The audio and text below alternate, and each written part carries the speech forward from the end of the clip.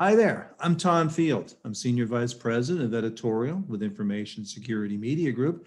I'm talking today in advance of an upcoming virtual roundtable, and the topic is executive protection for digital lives, what CIOs and CISOs need to consider to prevent breaches, secure privacy, and protect the company beyond the office. Our speaker today is Dr. Christopher Pierson. He's the founder and CEO of BlackCloak. Chris, always a pleasure to see you. Absolutely pleasure to be here. Thank you, Tom. Appreciate it. So tell me, why has this topic of extending executive security become so hot over the past year? Well, I think for really two reasons.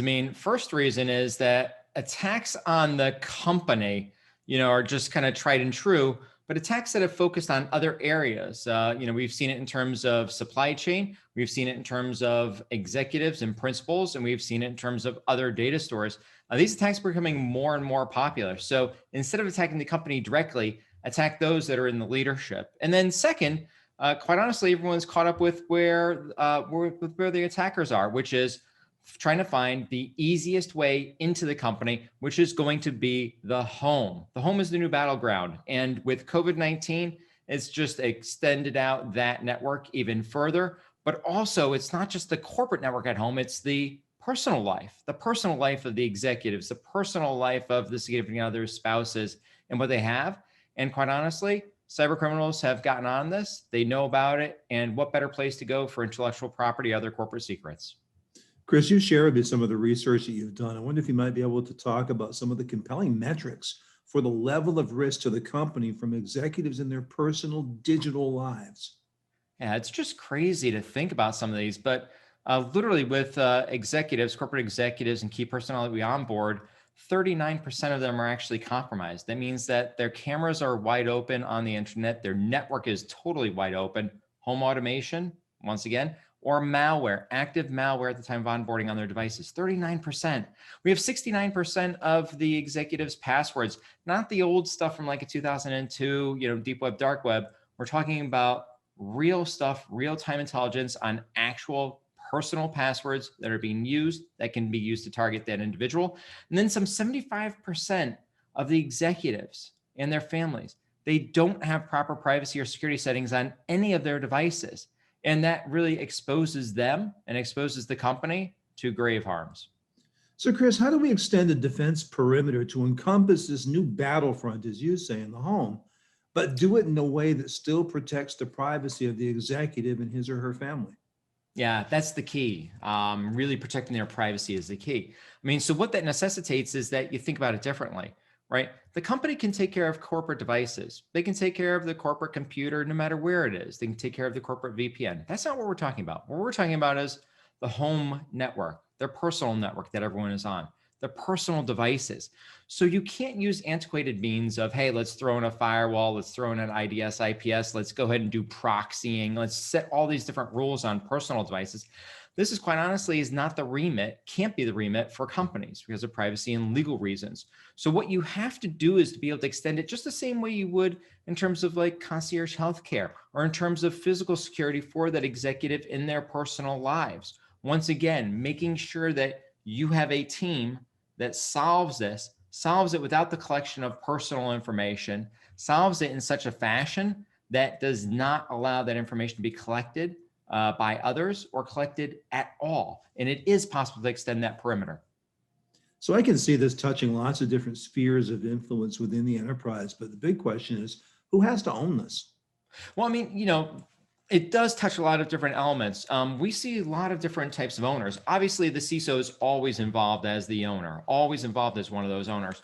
But a lot of times when we're talking about this topic, we're talking about chief human resource officer. We're talking about the general counsel. We're talking about the CEO and actually members of the board owning and pushing this through, because members of the board also require and need this type of cybersecurity protection because all of their interactions with the company are in their personal email, personal devices. So once again, it's really not something that has to be owned explicitly only by the CISO, but something that takes that group there that I just mentioned in order to own it and bring it forward. So talking about the CISO and the CEO, what are their roles in protecting their company by protecting the digital lives of, as you say, their executives, their board members, their key personnel? Well, I mean, it's one of those things that extends out in many different areas, right? It extends out to the reputation of the company, the brand of the company, to the intellectual property of the company, to all the different customer and client data that it has. But it also extends out to the person, to the individual, right? Elon Musk, is he Elon Musk or is he Tesla? Is Tesla Elon? Those two things are just inextricably tied together. Or Jeff Bezos, fill in your favorite executive team or executive leadership team. It just is what it is. And so CEOs own that in terms of them, their leadership team, the executive leadership team, and the board. They own that in terms of making sure that that is protected, because they are avenues for attack, they are avenues for risk. And quite honestly, what happens there in their personal lives can and does directly impact the company. Who else in the organization needs to play a role when it comes to extending this executive protection to digital lives? So we've named a few, right? Human resources has some type of role aside from the security and chief information security officer. Obviously, technology gets involved from time to time, but more so, this is one of those corporate mandates where the board is actively involved. And with that comes the general counsel as well. Protecting the executive, protecting the positions of the executive, no matter who is in there, right? Protecting the CEO position, the CTO position, the COO position, protecting these positions is and does fall to the board, no matter who's occupying that space. Same thing as it exists to the executive leadership team. That entire, sometimes people call it ELT, the executive leadership team or the senior leadership team, doesn't matter. But once again, those are board functions also in terms of how and do we protect these individuals that are leading the company and leading the charge. So Chris, a little bit of background on BlackCloak. What are you doing to help serve these needs? Yeah, so I mean, BlackCloak is keenly and finely targeting one thing and one thing only: concierge, cybersecurity, and privacy for corporate executives in their personal lives. We never ever touch a company. We never touch company servers or devices. We are protecting the other 50% of the day. The CISO's got that. They've got what happens in quote unquote the four walls of the company or on company devices. We're protecting the other 50%. That which can come back to bite the company in the rear, that on which, look, and the fact of the matter is that corporate information is on those personal devices and people can be attacked in their personal lives. So what we do is four things. Privacy. We go ahead and harden their privacy, remove data broker information, all the rest, make them a harder target. Second, we protect from a cybersecurity perspective all of their personal devices. And their personal devices means the executive, significant other, kids, can mean the entire familial unit.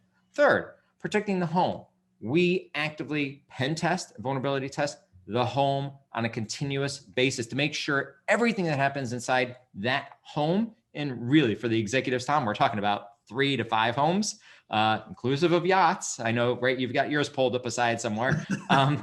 We're making sure that we're vulnerability and pen test scanning those homes so we can make sure no one can get in. And then really the fourth prong is the peace of mind.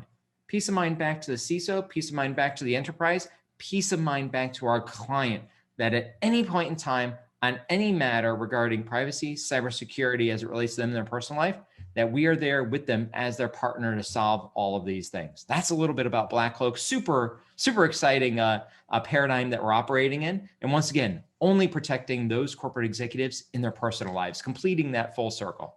Great topic. I can't wait to bring this to before the virtual roundtable and get some perspectives and some questions. It's going to be fun. I'm so looking forward to it.